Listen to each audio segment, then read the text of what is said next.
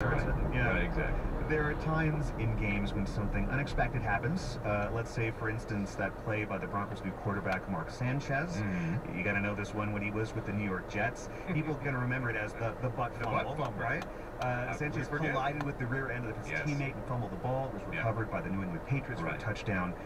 What happens with a play like that? Can you keep your composure? Do you just crack up when you're on? You know, as you very well know, as a broadcast professional, the on-off switch, or at least the cough button, is your best friend. But no, in instances like that, everyone at home is reacting differently than you are, because we just see it as fumble by Mark Sanchez, recovered by, and we're going the other direction. But that's where it's a little more vanilla than it would be at home.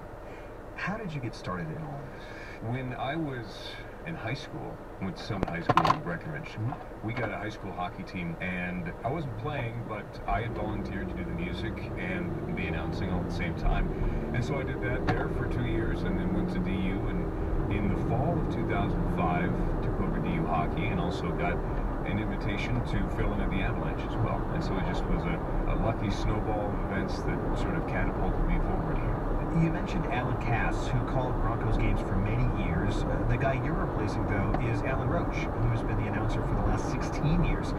He's been the announcer at Super Bowls, the Olympics. How difficult is it to follow him? It's impossible. It can't be done.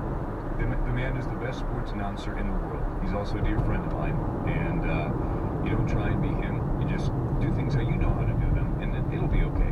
But the task is impossible. It can't be done. But have you spoken with him? Have you had kind of a meeting or maybe a beer or something? Yeah. So, but it was actually funny. I was when I got the call from the Broncos officially, I was getting on a bus to go to the airport to go to New York City with Colorado Rapids. I texted him right away, and he's in Rio doing boxing. So he was nice enough to text back, and he's been wonderful. Well, you know, Alan Roach was in the chair when the Broncos won the Super Bowl. Are they going to be that lucky again with you in the chair? Well, usually, I have to say yes. Contractually obligated to say yes. I am. The history would say, especially over the past 5 or 6 years, that wherever I go, teams are not that lucky. But with the Broncos defense, it's even better than it was winning the Super Bowl a year ago.